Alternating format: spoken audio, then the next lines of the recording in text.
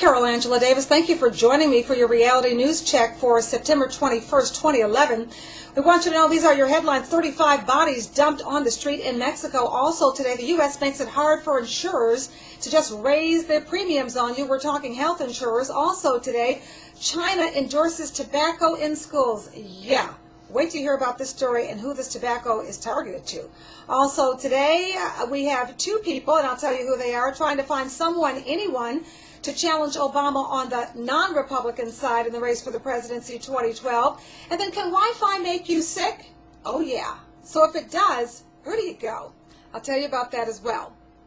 In the news and in the race for the presidency 2012, Ralph Nader, an African-American professor at Cornell West, have teamed up in advance of the 2012 election. And folks, we know what happened the last time Ralph Nader stuck his nose into presidential politics, okay? Some people call him the spoiler. All right, they are apparently looking for 6 recognizable and articulate candidates, okay, to launch a primary bid.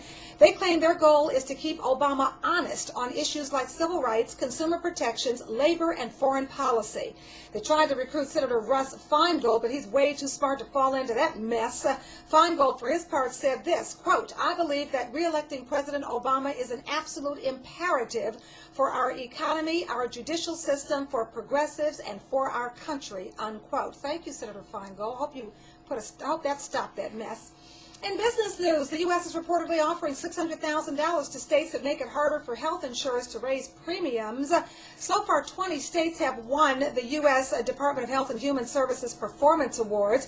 The award is for policies that let the insurance regulate for states, that make it harder for health insurers to raise premiums. So far, 20 states have won U.S. Department of Health and Human Services Awards. Now, we should tell you that the new health care law signed last year by President Obama, the health care law of 2010, that's what made it possible for the feds to even do this. And right now, the U.S. is reviewing states. It has reviewed 8 states and concluded that regulation is at least partially inadequate there. Those states are Alabama, Arizona, Louisiana, Missouri, Montana, Pennsylvania, Virginia, and Wyoming. Naturally, the insurers are not happy about it. In health news, can Wi-Fi make you sick? Well, go to the town of Green Bank, West Virginia, and you'll find a lot of people who say yes. And they say that's why they're in Green Bank. They are reportedly amongst 5% of Americans who say they suffer from electromagnetic hypersensitivity. It's called EHS. Apparently, it's caused by exposure to electromagnetic fields and electromagnetic equipment. We're talking about mobile phones and Wi-Fi. There are 5 billion mobile phone subscribers around the world, so it's really hard for you to get away from these radiation waves. So enter Green Bank, West Virginia, a tiny village of about 143 residents in the heart of the Allegheny Mountains. Green Bank is part of the U.S. Radio Quiet Zone. That's where wireless is banned across 13,000 acres, and the reason is to prevent transmissions interfering with a number of radio telescopes in the area. Now, one of those telescopes, and the largest one, is owned by the National Radio Astronomy Observatory. There's another one, and there are several others that are owned by the U.S. military and, of course, are part of our vast spy network. Well, symptoms range from acute headaches, if you think you have EHS, acute headaches, to skin burning, to muscle twitching, to chronic pain.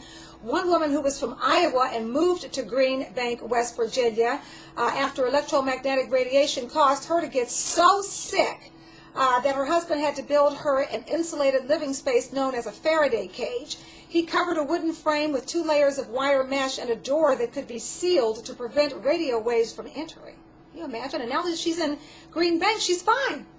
All right, in international news, here's an OMG moment for you from China. Is it true that dozens of rural villages in China's western provinces, this is one of the first things that primary kids in school there are learning, is what made their education possible. In fact, it's tobacco. Folks, it's tobacco. That's right. China is reportedly urging kids to smoke, which, okay, you might say it's one way to control population growth. Well, it all started in the 1980s when China decided to create a tobacco monopoly because it realized that 10% of government revenues were coming from tobacco. Today, China has more than 320 million smokers. A third of the world's smokers are in China, folks, and 53% of them are men. We should tell you that only 2.4% of women smoke. China National Tobacco is one of the country's biggest employers with a staff of 510,000. Okay? Only 1 in 4 adults in China believes that exposure to tobacco smoke causes heart disease and lung cancer. And regional units of China's tobacco monopoly do fund more than 100 primary schools throughout the country.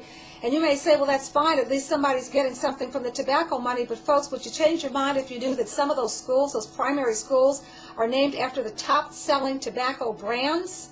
Yikes! Okay? Anti-tobacco groups say tobacco flourishes because of light penalties, a lack of education about the dangers of smoking, and the fact that the tobacco regulator also runs the world's biggest cigarette maker. That would be China National Tobacco Corp. You betcha, folks, okay? About 1 million Chinese die from tobacco-related illnesses each year. The number is probably higher and not being reported. Last year, earnings for that company, China National Tobacco, rose 17% to the equivalent of $95 billion U.S. From Mexico City, folks, word is that gunmen dumped the bodies of 35 people under an expressway overpass filled with motorists.